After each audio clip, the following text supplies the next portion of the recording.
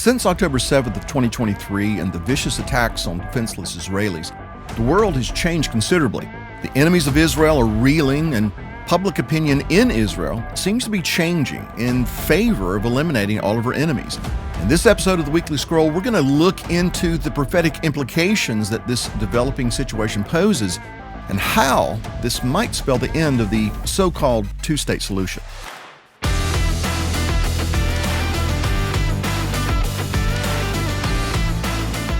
If you enjoy watching this and other great content from Jacob's Tent, download the Jacob's Tent app today. Gain access to the latest videos, teachings, and exclusive content all in one location. Stay connected and up to date with everything happening in the tent with the Jacob's Tent app, available on the App Store, Google Play, or wherever you find your apps. Well, welcome again to the Weekly Scroll. With all the news that's been breaking in the United States, sometimes it's easy to forget that there are very important things taking shape in other parts of the world. Actually, in spite of the fact that Trump and Doge and Taylor Swift tend to dominate the headlines, the epicenter of news, as far as believers are concerned, is on the other side of the world, specifically in a little nation called Israel. And on that note, I wanted to discuss some of the latest news items that are coming from that part of the world, and we're going to start with this. Just this week, a senior Hamas official admitted to the New York Times that if he had known the destruction that would befall Gaza as a result of the attacks on October 7th, he would have never agreed to it. The head of Hamas's Foreign Relations Office in Qatar, Musa Abu Marzouk, and I'm sure I just butchered the man's name. Anyway, he said that if it was expected that what happened would happen, there wouldn't have been October 7th. Of course, he's referring to Hamas's mass infiltration of southern Israel that resulted in the murder of over 1,200 people and the kidnapping of over 250 more. Since then, of course, Israel and Hamas have been at war. Abu Marzouk admitted that even though Hamas's ability to survive to this point is, quote, a kind of victory, it was unacceptable, he said, to say that Hamas had won, especially considering the scale of what Israel inflicted on Gaza. In other words, in spite of the bravado and the boastful words, the higher echelon within the terror group are admitting that their plans may have backfired. Their jubilation on October 7th was short-lived. Now their dominance is reduced to humiliating, weakened, house-starved hostages before they turn them over to Israel. And not only are they admitting that they've been bested by the IDF, though it obviously pains them to do that, it would appear that Hamas's leadership is willing to negotiate about the group's future in Gaza. Abu Marzouk said, "We are ready to speak about every issue. Any issue that is put on the table, we need to speak about it." Now, currently, this doesn't mean that they're admitting complete defeat, nor are they willing to surrender. In fact, Hamas maintains that for all the hostages to be released, more Palestinian prisoners will have to be released from Israeli jails, and the IDF will have to withdraw from Gaza. Now, when it comes to bringing an end to the war and securing the release of the remaining hostages, reports are that Israel and the United States are working very hard on extending the ongoing first phase of the ceasefire deal. The purpose would be to free as many hostages as possible before a potential second phase begins. White House envoy Steve Witkoff confirmed that the United States wants an extension, and it appears that Israel does as well. Israeli officials told the Jerusalem Post that they expect that Hamas will also agree to such an extension. The extension of Phase 1 would allegedly result in the release of 4 male hostages as well as other wounded hostages. According to the Post, Hamas wants the deal to continue. It's in their best interest. They want more convoys and heavy equipment to enter Gaza, and they don't want to be the side at this point that causes the deal to collapse. Now, regarding Phase 2 of the deal, it includes a commitment to end the war and, from Hamas's point of view, the withdrawal of all Israeli troops from Gaza, which theoretically leaves Hamas to be and continue to be the strongest force in the Gaza Strip. And this fact is why Israel is making efforts to continue with phase one. In other words, stretching it out as far as they can until hopefully all of the hostages are released. Because, as one senior official within Netanyahu's inner circle said, quote, "The chance of continuing with phase two with the prices Hamas demands is zero." Netanyahu has repeatedly said that he will not allow Hamas any role in governing Gaza after this war has concluded.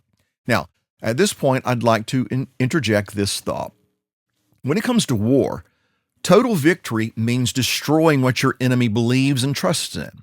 For instance, before total victory was declared at the end of World War II, Imperial Japan and Nazi Germany had to be destroyed completely.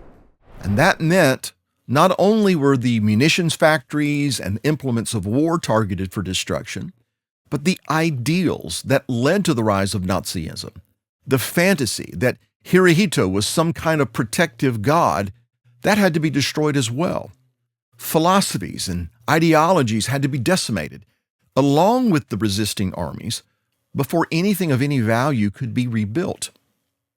Now, Solomon said, "To everything there is a season, a time for every purpose under heaven, a time to break down and a time to build up, a time of war and then a time of peace." And so I want you to notice that breaking down precedes building up. A time of war precedes a time of peace. And a similar thought, the tares have to be uprooted and burned before the wheat can be gathered into the barn. So the belief that Hamas, Hezbollah, and Iran are powerful entities that must be tolerated as a consequence of life has to be destroyed if Israel is to truly thrive.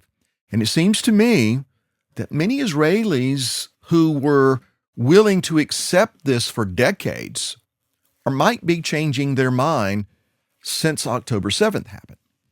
As a result of October 7th and Israel's response to the attack, it seems to me that this notion that living side by side with terror is our only option, it would seem to me that notion is being destroyed, one terror group at a time.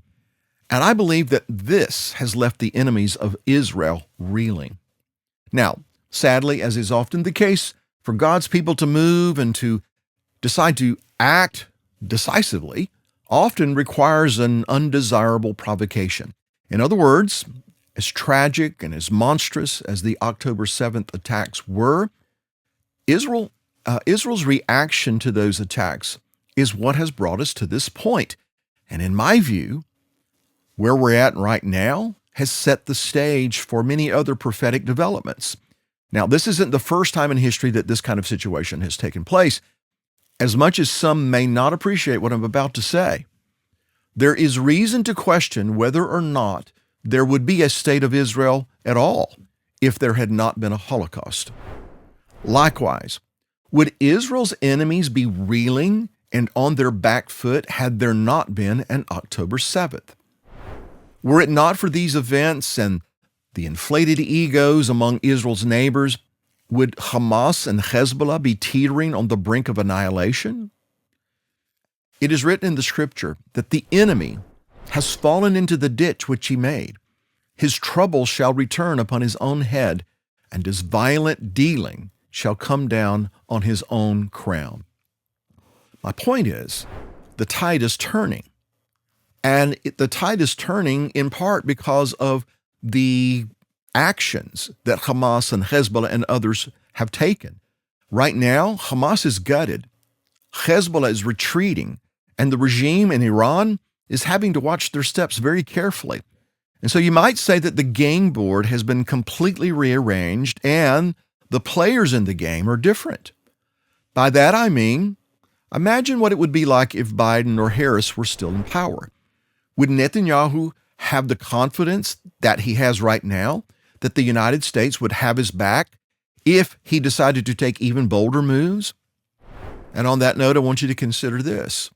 In recent days, Hamas conducted these despicable ceremonies when they released some of the living hostages and when they released the bodies of others. And so then, in response to that, Israel postponed the release of about 600 Palestinian prisoners. Netanyahu said that he would not free Palestinian prisoners, quote, until the release of the next hostages has been assured and without the humiliating ceremonies. Now, not surprisingly, that prompted the blowhards in Hamas to threaten a halt to the talks with Israel.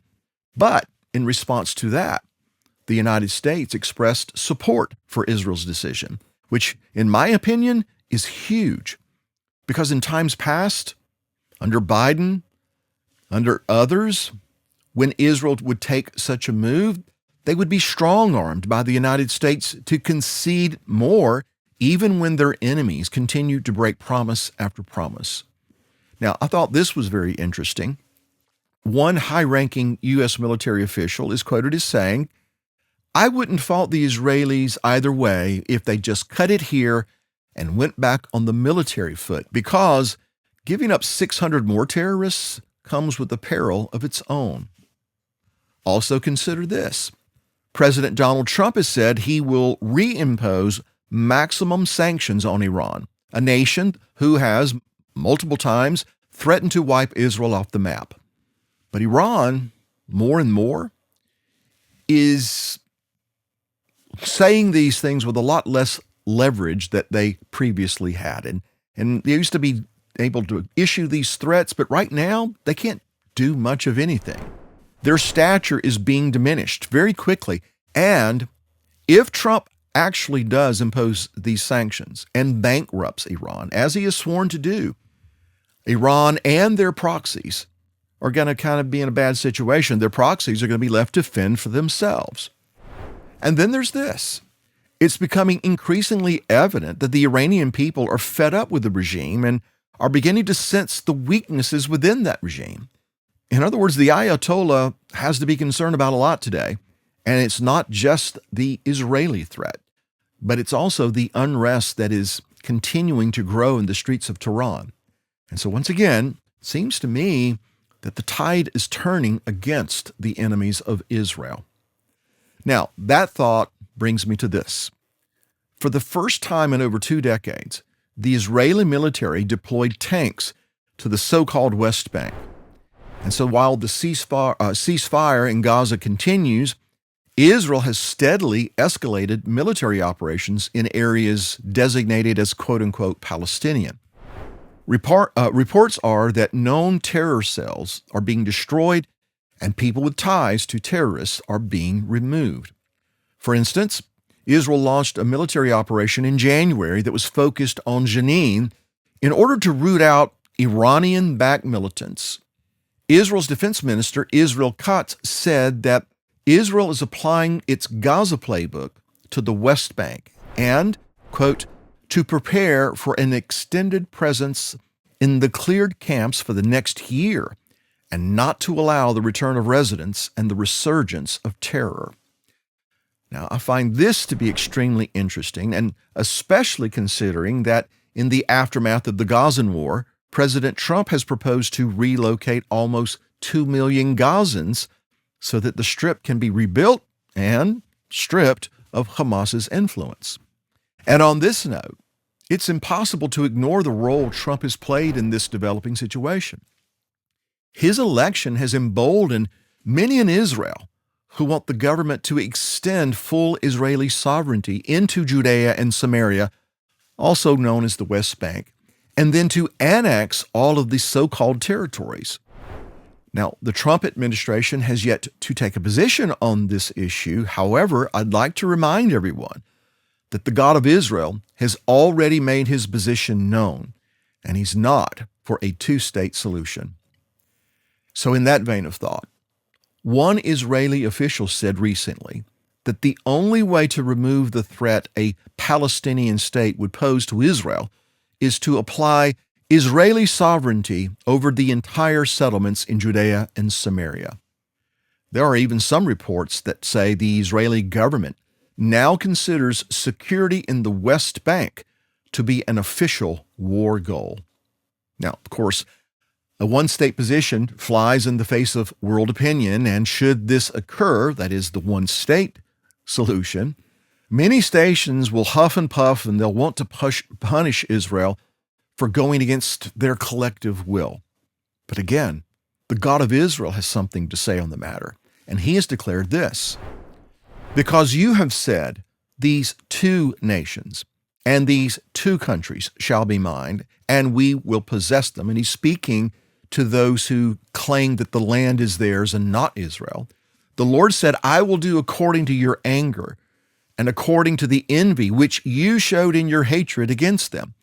And I will make myself known among them when I judge you. In other words, God will make himself known to his people when he judges their enemies. Now, in regard to disputed lands, the God of Israel has said, my people Israel shall take possession of you, and you shall be their inheritance. The world may have its plans where the land of Israel is concerned, but the Lord has a plan that cannot be altered, and it will not be delayed past the appointed time that he has ordained. And so all of this that's going on makes me wonder whether the events that have transpired since October 7, including the events of October 7, have changed the trajectory in regard to this two-state solution that's being pushed all these many years and all the things that are going on in the Middle East. I have to wonder if a greater number of Israelis have come to realize that, you know what, their enemies aren't as all-powerful as they made themselves to be. As it was said to those who first entered the land under Joshua's leadership, be strong and of good courage. Do not fear nor be afraid of them. For the Lord your God, he is the one who goes with you. He will not leave you nor forsake you. Perhaps many Israelis have come to realize that you really can't make peace with terrorists, and there is no such thing as peaceful coexistence with those who don't recognize the sovereignty of Israel's God.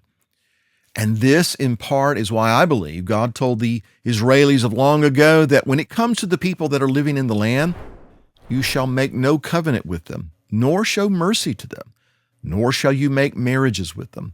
You shall not give your daughter to their son, nor take their daughter for your son, for they will turn your sons away from following me. Now, I realize what I just read, what the Lord said, would be considered by many as offensive and certainly politically incorrect. Still, it is biblically correct.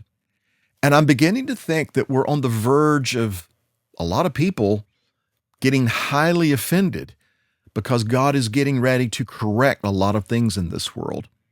Now, I know that no one can be absolutely certain of what tomorrow will bring, but I can't help but think that wrongs are being righted. God has sworn that he will not allow what Isaiah calls the covenant of death to stand. He said that it will be annulled.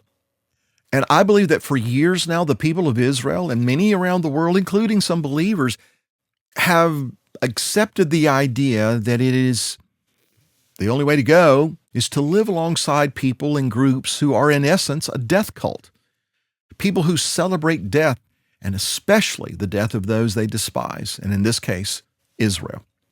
But again, God said that this will not stand.